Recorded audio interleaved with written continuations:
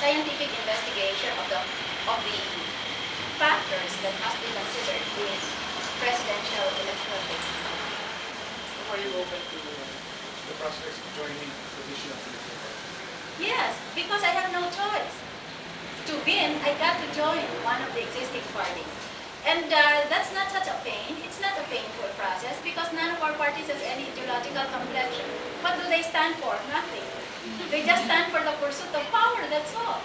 So what Performance of the Congress administration has it been able to deliver the top services needed for elementary survival by 2/3 of the Filipino population of 64 million Filipinos. In other words, have we given them one more meal to eat, more clothes to put on their back? Always balanced. Yeah. What about the US? This means that I am in favor of a renegotiation, that is to say an extension of the military bases agreement, which is scheduled to expire in September 1991 next year.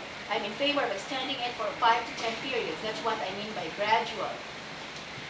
Now I know that in campus, just as I did when I was a student here, it is fashionable to advocate that the agreement should be allowed to die a natural death, that it should be allowed to terminate on its own terms, and that the bases should be immediately dismantled. But if that is the intent of government, then we should have prepared in advance, about 5 or 10 years before, if that was the genuine intent of government or of the constituency. Now, my only reason for seeking renegotiation or extension is this. There are, in all, 500,000 Filipinos dependent directly or indirectly on the basis for economic survival. I don't have to press the point that at present, millions of Filipinos who are willing and able, in fact college graduates, are unemployed. The pressures on the job market, therefore, are already intolerable. This is a highly volatile situation. And every year we graduate tens of thousands more. And no jobs are available. Now, next year, if we insist that the bases should be dismantled by September, we immediately have overnight 500,000 more Filipinos in the job market. I already said this market is already under pressure. And 500,000 more is certainly so stressful that the job market might not be able to tolerate it. So that's all I'm arguing about, basically. There are other reasons I can advance, but that is the principal reason. I want government to retrain these 500,000 people, to provide them alternative modes of employment, to give them basic skills so that they'll have a decent chance to compete in the job market when that occurs. And I think that about 5 years would be down the road. That's the only reason. I mean, you know, for me as a member of the great Filipino middle class, doesn't really matter whether the bases are here or not.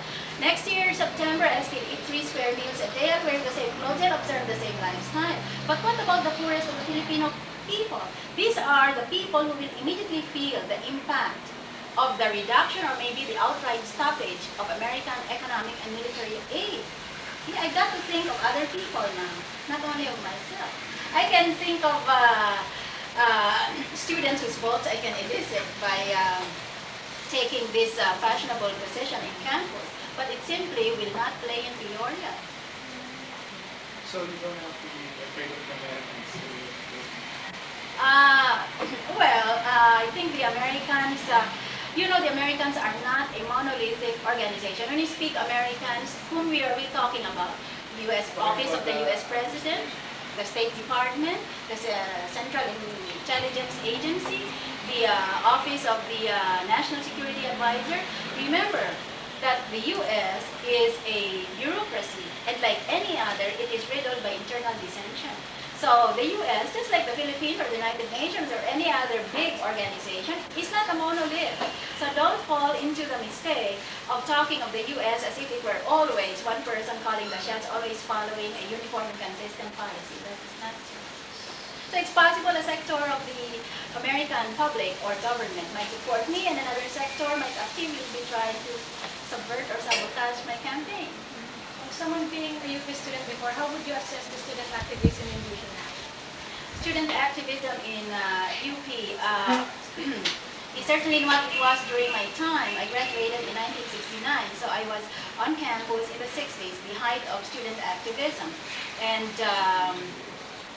yes, and comparisons are always odious, so we cannot make a chronological comparison for the simple reason that we cannot extrapolate present circumstances into the past.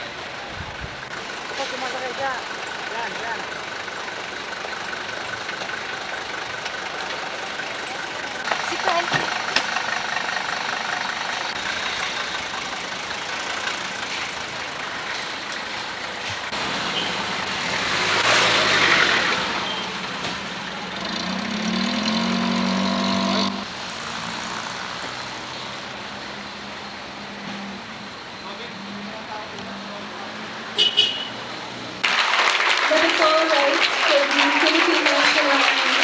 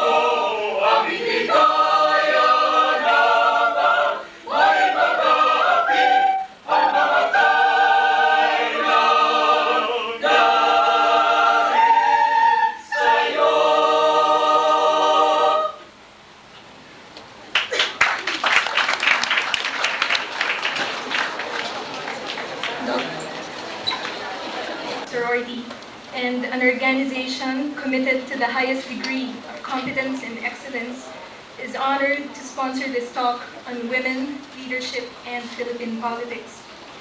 It would be an understatement to say that this university, and in particular this college, has had a long association with the leadership of this country. From its ranks have come some of the best and the brightest and the worst executives, legislators, and jurists this country has ever seen. But more than that, UP students have always participated in the political process by criticizing and supporting our leaders, by writing and discussing their programs, and by taking to the streets, in short, by fostering change in our society. Today we are called upon to make many decisions about our national future. And more than anything else, UP students pride themselves on making reasoned, intelligent, sober choices. A great deal of that ability stems from the capacity of the UP student to listen to facts and opinions and to distill from these decisions that are in conformity with our own personal beliefs. Today, the Portia Sorority gives you the opportunity to listen and to understand.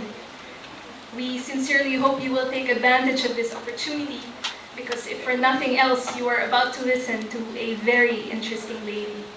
So to more formally introduce her, may I call on our advisor, a Portian, graduate of the UP College of Law 1984, cum laude, and valedictorian of her